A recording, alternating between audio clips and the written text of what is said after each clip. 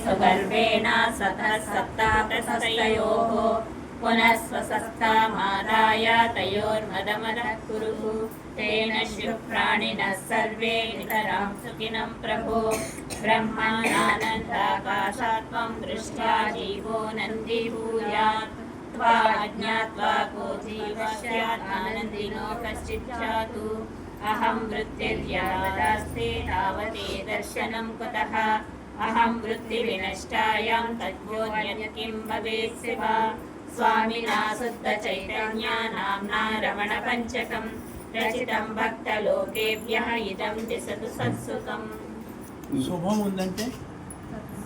శుభం ఉందంటే నాకేముంటుంది, అశుభం ఉంటుంది. అశుభం ఉందంటే శుభం ఉంటుంది. ఇప్పుడు నేను దీర్ఘ సుమంగళి భావం ఉండాలనిపిస్తున్నా మీకు, అది అబద్ధము. భర్త పోవాల్సిందే. మీరు ఇప్పుడు ఆత్మస్వరూపులు. మీకు అసలు పెళ్ళిళ్ళే కాలేదు. పెళ్ళే కాకపోతే మొగుడు ఎట్లా వస్తాడు? మొగుడు చచ్చిపోతే నువ్వు సుమంగళి కాకుండా ఎట్లా పోతావు? ఎప్పుడు ఉండేది ఆత్మస్వరూపం. కాబట్టి ఆత్మే శివుడు, ఆ మనసే పార్వతీదేవి, ఆ బుద్ధే వినాయకుడు, కలిపురుషుడు. ఇప్పుడు కలిపురుషుడు అంటే భయం కదా. వాడు ఇప్పుడు కలిపురుషుడు వచ్చి నా కాళ్ళు తీసుకుంటాడు కావాలని. నాకు కలిపురుషుడు అంటే భయం లేదు. కల్మషంలో మనసులో చిత్తంలో కల్మషం ఉంటే భయపడు. కల్మషం లేని చిత్తం భయం లేదు. అదే కలిపురుషుడు వచ్చి కాళ్ళు పరుచుకో, 4 రోజులు గేటు పైపు కాపలా ఉండట. ఎందుకని? ఇప్పుడు ఆ ధైర్యం వచ్చింది. ఎందుకు వచ్చింది? మరణము లేని చైతన్యం. దృక్కు దృశ్యము, దృశ్యం మాయ, దృక్కు బ్రహ్మము. దృక్కు నుంచి మాయ పుడుతుందా? మాయ నుంచి నేను పుడతానా? నా నుంచి అమ్మవారికి పుట్టాను. కాబట్టి అమ్మవారికి నేనేమవుతాను? ప్రభువును అవుతాను, భర్తను అవుతాను. భర్త భార్య ఏమైంది? నాకు విధేయురాలుగా ఉండాలి. అంటే నా మనసే నా భార్య. కాబట్టి మన ఎవ్వరికి మీకు పెళ్ళిళ్ళే కాలేదు. అసలు మీకు భర్తలు పోతారు. కాబట్టి నిన్న మా పాప పెళ్ళవుతుంది, ఆ మనవడికి వచ్చి అటువంటి ఆశీర్వాదం ఉంది. దేవతలు వచ్చినా, త్రిమూర్తులు వచ్చినా, అందరూ వచ్చిన ఆశీర్వదించిన ఈ శరీరాలు కట్టెలో కాలక తప్పదు. ఎంతమంది నువ్వు నాశనం చేయాలనుకున్నా కూడా ఆత్మ చావదు. ఈ రెండు తప్ప ఇంకా ఆత్మ అనాత్మ వివేకం తప్ప మీకు దుఃఖాలు పోవు.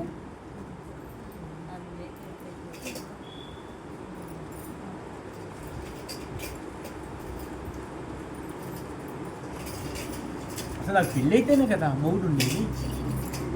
పెళ్ళి ఎక్కడైంది? నాకు ఎక్కడైంది? అది మాయలో అయింది పెళ్ళి.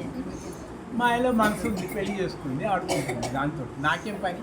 నేను సాక్షిని కదా. అన్నిటికీ సాక్షి. దుక్కు సాక్షి, దుక్కికి ఇంకో సాక్షి ఉండదు. సూర్యుడికి కన్ను సాక్షి, కన్నుకి నా మనసు సాక్షి, నా మనసుకి నేను సాక్షి. ఇక నాకెవరు సాక్షులు ఉండదు. అదే సాక్షి స్వామి. ఒక చేత్తో ఈ సంసారం ఇదంతా పట్టుకుని ఇంకో చేత్తో మనం ఇలా పట్టుకున్నారంటే చెత్తనండి. రెండు చైతన్యం పట్టుకొని నువ్వు సంసారం దిగితే ఏమవుతుంది? ఏం కాదు. నువ్వు మాయలో తెలియకుండా నువ్వు పెళ్లి చేసుకుంటే నేను ఆత్మనని పెళ్లి చేసుకో, ఏమవుతుంది? సినిమా యాక్టర్లు పెళ్లి చేసుకుంటారు. పెళ్లి చేసుకుని చక్కగా కాపురం చేస్తారు, సినిమాలకు వెళ్తారు, చక్కగా హ్యాపీగా ఉంటారు. అనుకోకుండా భర్త చచ్చిపోతాడు. చచ్చిపోగానే ఆమె ఏడుస్తుంది, కెమెరా తీస్తుంది, తగలబెడుతుంటే శవాన్ని తీసుకెళ్తుంటే అది కాలిపోగానే కెమెరా దిగిన మళ్ళీ నవ్వుకుంటుంది. అట్లా నవ్వుకోండి. ఆత్మకి ఎప్పుడు సచ్చిదానం. జగన్నాటక నువ్వే, జగన్నాటక సూత్రధారి, జగన్నాటక సూత్రధారి నువ్వు. నేను కావాలని పెళ్లి చేసుకున్నాను, ఆట ఆడుకుంటాను అంతే. ఉంటే అంత, భర్త ఉంటే పోతే అంత. నేనే తెరా, నా మీద బొమ్మలు ఇవన్నీ.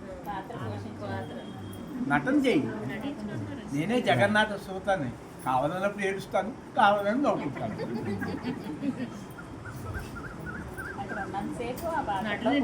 అదే నువ్వు నవ్వుకో. భర్త పెళ్లి అయ్యేటప్పుడు నవ్వుకుంటుంది, ఏడ్చిన చచ్చిపోయి ఏడుస్తుంది. కానీ 2 కెమెరా అయిపోయి మళ్ళీ ఆమె డ్రెస్ వేసుకొని వెళ్ళిపోతుంది, నవ్వుకుంటే. ఇలా జీవిస్తేనే మీకు ఈ జ్ఞానం. లేకపోతే మీకు ఇప్పుడు ఎన్ని కోటి జన్మలు లలిత సహస్రనామం చదివి మీ దుఃఖం పోదు. ఈ కష్టాలు బాధలు తప్పవండి అప్పుడు. ఇది స్వప్నము. అవునండి. స్వప్నంలో పెళ్ళయింది, ఆ విమానంలో ఆ ఫ్యామిలీ మొత్తం వెళ్ళాను, అన్నదమ్ములు ఇటు వాళ్ళు బంధువులు, అది విమానం కాలిపోయింది, చచ్చిపోయారు మొత్తం 500 మంది. ఏది ఏడ్చాను కళలో, నా పెళ్ళాం అప్పుడే పెళ్ళి లేని పిల్లలు, అత్తమామగా మా కుటుంబం, అన్నదమ్ములు, అక్క చెల్లెలు 500 మంది సముద్రంలో చచ్చిపోయారు. ఏడిస్తే ఏమంటారు మీరు? నవ్వుకుంటారు. మీ మెలుగులో దుఃఖాలు చెప్తే జ్ఞాని నవ్వుకుంటాడు. అది కళ, ఇది కళ. మీరే మార్గం లేదు, మీరు ఎలా ఆచరించి మీరు ఆ పిల్లలకి చెప్తే వాళ్ళు హ్యాపీగా ఉంటారు. 10 లక్షల కోట్లు దివాలా తీస్తేనే మంచిది. సంపాది కానీ ఇలా హాయిగా అడుక్కోవచ్చు. ఏ డ్యూటీ బౌండ్ ఉండదు, డ్యూటీ బౌండ్ ఉండదు. ఇప్పుడు కంపెనీ బాంబేలా ఒక గంట సంతకం పెట్టి 10 లక్షలకు నేను ముట్టుకోను, నాకు డ్యూటీ బౌండ్ లేదు. అక్కడ పెళ్ళాం బతుకున్నా ఇంతే, చచ్చినా అంతే, కూతురు బతుకున్నా, కొడుకు బతుకున్నా, కోడలు బతుకున్నా, చచ్చినా బతుకున్నా ఉంటే. ద్వంద్వాతీతం త్రిగుణరహితం సద్గురుతం నమామి. అజ్ఞాన తిమిరాంధస్య జ్ఞానానంద. అజ్ఞానం పోతే తప్ప నీకు అజ్ఞాన గాఢ నిధులు నీకు అజ్ఞానం ఎక్కడుంది? జ్ఞానంగా తిరుపతిలో ఎక్కడ ఉన్నాయి? 3 పదాలు ఎక్కడున్నాయి? జాగ్రత్త స్వప్న సుశుక్తులు ఎక్కడున్నాయి? అక్కడ జయ వస్తువు ఉంది. ఇంకా జ్ఞాన గమ్యం ఏంటి అసలు? నువ్వు గమ్యంలో నువ్వు నా ఆత్మస్వరూపం. నాకు అసలు ఎప్పుడు పెళ్ళి కాలేదు. అసలు జగన్నాటకంలో పెళ్లి చేసుకున్నాను, ఆట ఆడుకున్నాను. ఉంటే అంతా పోతే అలాగే వాళ్ళకు కూడా నేర్పాలి. వాళ్ళు కూడా బాధ్యత చచ్చిపోతే ఏడుస్తుంది కదా పాపం. నా భార్య వాళ్ళంతా నీకు ఎందుకు, ఇది ఎంత సంపాదించి పెడుతుంది, ఇల్లు వాకిలు బట్టలు అన్నీ సుఖంగా ఉండాలనే కదా. మరి వాళ్ళు సుఖంగా ఉండాలనే కదా మీరు కోరుకుంటుంది. సుఖం ఎక్కడ దొరుకుతుంది? జ్ఞానం వల్ల దొరుకుతుంది. అంటే నేను ఎప్పుడూ అవినాశ ఆత్మస్వరూపాన్ని, నాకు ఎప్పుడు పుట్టుక చావు లేదు, లేలా అంతే. మాట్లాడుకున్నాను, లేకపోతే మానేయండి పెళ్లి చేసుకుంటాం. ఏడుస్తుంటే పెళ్లి మానేయండి, పిల్లలు కంట మానేయండి, పదవులు మానేయండి, లేదా చేసుకుంటారో నాటకంగా చేసుకుంటారు అంతేనండి. లేదా ఏడుస్తా అంటే సంసారం ఏడవండి, మీ కర్మలంటే గురివేం చేయండి.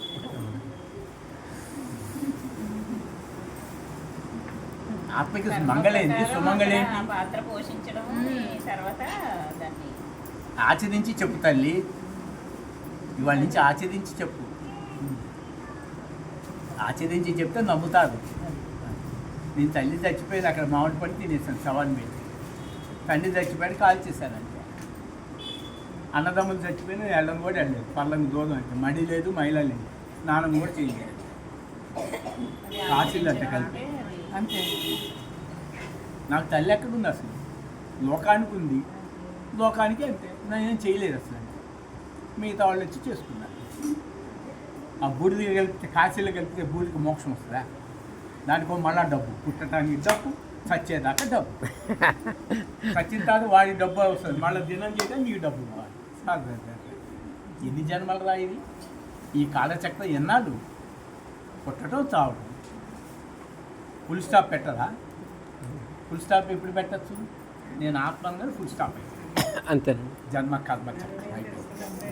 నా జన్మ దివ్యమైంది, నా జన్మ దివ్యమైన జన్మ. నాకు 25 ఏళ్ళ నుంచి ఈ అమావాస్యలు, పౌర్ణమిలు, శ్రీరామనవమిలు నాకు తెలియదు. ఈ మాయా ప్రకృతి నాకు తెలియదు. ఎప్పుడు సమాధిస్తే ఆనందం. ఎక్కడుంది సూర్యుడు? ఎక్కడో, భూమి ఎక్కడి నుంచి పుట్టింది? నా నుంచి పుట్టింది. సముద్రాలు ఎక్కడ? నా నుంచి పుట్టింది.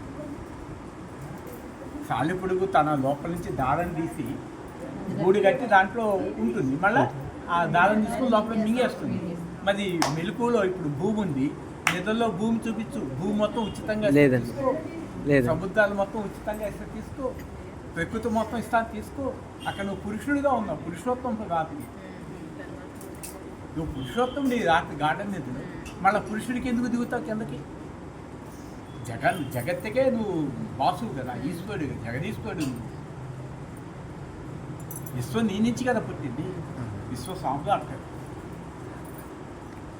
నువ్వు చక్రవర్తి కదా విశ్వానికి. అంత పెద్ద విశ్వానికి చక్రవర్తి. విశ్వంలో నాకు 1,00,000 ఎకరాలు వచ్చింది, ఎందుకు ఏడవనా? పోతే ఏమైంది? 1,00,000 ఎకరాలు భూమికే చక్రవర్తి అయితే, లక్ష్మీదేవికే చక్రవర్తి అయితే, పార్వతీదేవికి మొగుడైతే, అక్కడ శివుడు కూడా కొట్టుకున్నాడు. అందుకని జ్ఞానం దగ్గర త్రిమూర్తులు కూడా అశాంతి వచ్చినప్పుడు జ్ఞానం దగ్గరికి వచ్చి కూర్చుంటానంటే త్రిమూర్తులు కూడా. త్రిమూర్తుల స్వరూపం ఏంటంటే అజ్ఞానమే. వాళ్ళకు కూడా డ్యూటీ బౌండ్ ఉంటుంది, కర్మ ఉంటుంది. జ్ఞానికి కర్మ ఉంటుంది. చాలా సంతోషం. అందుకే త్రిమూర్తులైన అశాశ్వత జ్ఞానం గురించి కూర్చుంటారు. అది భగవాన్. నాకు త్రిమూర్తులు వచ్చినా నాకు అక్కర్లేదు, నాకు తెలియదు అసలు ఎన్ని గొడవలు. అవును, అయితే చాలా సంతోషం.